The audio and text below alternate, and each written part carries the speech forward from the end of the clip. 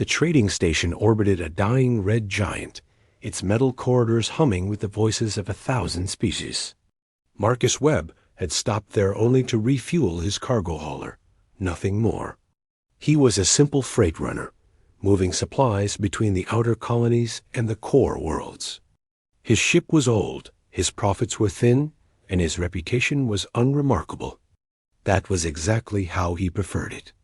He was checking fuel prices on a cracked datapad when the explosion rocked the docking bay. The blast wave threw him against a bulkhead, and emergency klaxons began wailing throughout the station. Through the smoke and chaos, Marcus saw them, armored figures in black combat suits, weapons drawn. Advancing through the crowd, pirates. They moved with military precision, cutting down anyone who resisted. Most traders ran. Marcus should have run too. But then he saw her. She was tall and lithe, with skin that shimmered like polished bronze, and eyes that glowed with an inner violet light. Her clothing marked her as nobility from one of the advanced species, all flowing fabric and intricate jewelry. She was surrounded by 4 guards who fought desperately against a dozen pirates. Even as Marcus watched, 2 guards fell. The woman tried to flee, but a pirate grabbed her arm. Marcus did not think. He simply moved. His hand found the plasma cutter on his tool belt. It was meant for repairs, not combat, but at close range it would burn through almost anything. He sprinted forward, ducked under a wild shot, and drove the cutter into the pirate's back. The man screamed and collapsed. Marcus grabbed the woman's hand and ran. They fled through the chaos, weaving between panicked crowds and burning debris. The woman kept pace with him, despite her elaborate clothing. Behind them, angry shouts indicated pursuit. Marcus pulled her into a maintenance shaft, one he had noticed during his earlier walk through the station. They crawled through cramped tunnels while laser fire scorched the walls behind them. They emerged near his docking berth. His ship, the Steadfast, waited with its cargo ramp down. Marcus practically threw the woman up the ramp and slammed his hand on the emergency launch controls. The Steadfast roared to life, tearing away from its moorings. Bullets and energy blasts peppered the hull as they accelerated away from the station. Once they cleared the gravity well and entered hyperspace, Marcus finally allowed himself to breathe. He turned to his passenger. Up close, she was even more striking. Her features were humanoid, but refined, almost ethereal. Her violet eyes studied him with an intensity that made him uncomfortable. "You saved my life," she said. Her voice was melodic, and she spoke perfect English through a translator device. "I am Princess Lyra of the Valoran Empire. Those pirates were sent to capture me for ransom." Marcus wiped sweat from his forehead. "Just lucky timing. You should contact your people. I can drop you at the nearest Valoran outpost." Lyra shook her head. "No, I will stay with you." Marcus blinked. "What?" "Look, Princess, I appreciate that you're grateful, but I'm just a cargo hauler. You need to get back to your empire." "The pirates knew exactly where I would be," Lyra said, her voice suddenly cold. "Someone within my own court betrayed me. Until I know who, I am safer here with you than anywhere in Valoran space." Over the following days, Marcus learned that princess or not, Lyra was determined. She refused every suggestion that she leave. She made herself useful, learning the ship's systems with remarkable speed. She was brilliant, mastering in hours what had taken Marcus weeks to learn. She helped him navigate bureaucratic checkpoints using her diplomatic credentials. She even renegotiated one of his cargo contracts, tripling his profit margin. But it was the small moments that surprised Marcus most. Lyra asked questions about human culture with genuine curiosity.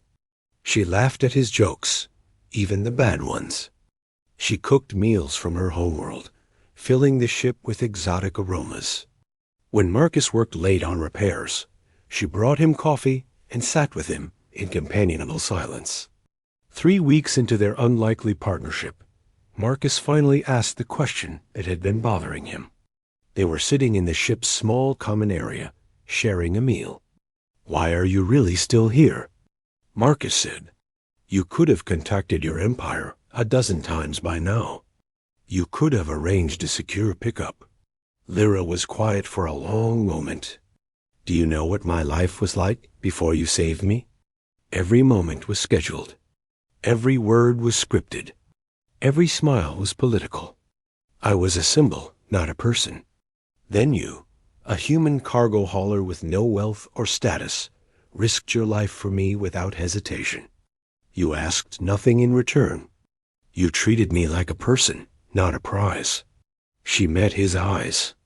"For the first time in my life, I am free. Why would I give that up?" Marcus had no answer for that. The illusion of safety shattered when they reached the colony world of New Hebron. As Marcus guided the Steadfast into port, 3 Valoran warships appeared in orbit. Their weapons locked onto his ship. "Princess Lyra," a stern voice crackled over the comm. "This is High Commander Vex of the Imperial Fleet. You will surrender immediately." Lyra's face went pale. "Vex. He was my father's most trusted advisor." She activated the comm. "Commander, I am safe. There is no need for this show of force." "Your safety is precisely why we are here," Vex replied. "You have been declared incompetent due to trauma. The Council has authorized your return, by force if necessary." Marcus saw the fear in Lyra's eyes. This was not a rescue. This was a capture. "They want to control me again," Lyra whispered. "Vex is behind the assassination attempt. He wants me declared unfit so he can rule as regent." Marcus looked at his ship, then at the warships. By any rational calculation, this was hopeless. 3 military vessels against a cargo hauler. He should surrender immediately. Instead, he sealed the cockpit and fired the engines. The Steadfast dove toward New Hebron's atmosphere. The warships followed, but they were massive and slow. Marcus pushed his ship to its limits, using every trick he had learned in 20 years of flying. He skimmed mountain ranges and dove through canyons, the hull screaming from the stress. "What are you doing?" Lyra gasped. "Something stupid," Marcus grunted, wrestling with the controls. "Hold on." He flew straight into a massive dust storm, one that played havoc with sensors. In the chaos, he landed the ship in an abandoned mining complex. They went dark, all systems offline. For 3 hours they hid, while Valoran ships searched overhead. Lyra sat beside Marcus in the darkened cockpit, their hands clasped together. "You should not have done this," she said quietly. "They will execute you for this." "Probably," Marcus agreed. "But you said you wanted to be free. Sometimes freedom is worth fighting for." Lyra turned to him, violet eyes shining in the dim light. "Why? Why risk everything for me?" Marcus had asked himself that question 100 times. The honest answer surprised even him. "Because you deserve better than a cage, even a gilded one. Because in 3 weeks, you have become the best friend I have ever had. Because when I look at you, I see someone who reminds me why I started flying in the first place. To be free." Lyra kissed him then, soft and desperate and real. They could not hide forever. Eventually, Marcus transmitted a tight beam message to the Galactic Tribunal, a neutral authority that oversaw disputes between species. He attached evidence Lyra had gathered implicating Vex in the assassination attempt. Within hours, tribunal ships arrived in orbit. The investigation took 3 days. Vex was arrested. 2 other conspirators within the Valoran court were exposed. Lyra was vindicated. She stood with Marcus in the docking bay as a Valoran diplomatic shuttle waited to take her home. Her father, the Emperor, had personally requested her return. The political situation required her presence. "I have to go," Lyra said. My people need me. The Empire is in chaos. I know, Marcus said. Come with me, she said suddenly. You could live in the palace. You would have wealth, status, anything you wanted. Marcus smiled sadly. That is not who I am. I am a cargo hauler. I fly where I want, when I want. It is who I am. Lyra nodded, tears streaming down her face. Then I will return. When I have stabilized the Empire, when things are secure, I will come back.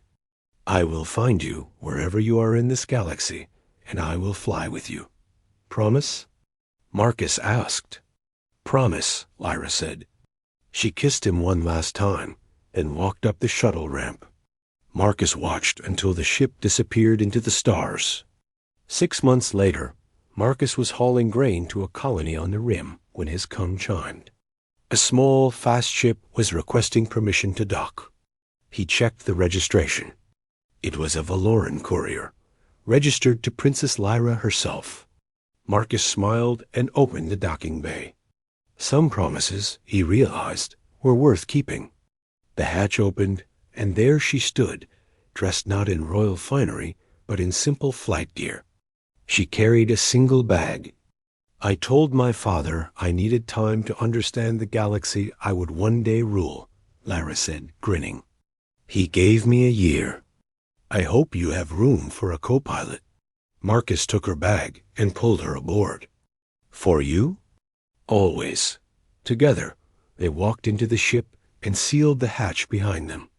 The Steadfast lifted off, carrying them both toward the stars and whatever adventures awaited them in the infinite black. Behind them, empires and politics and expectations faded into the distance. Ahead lay only freedom, and the choice to make each day their own.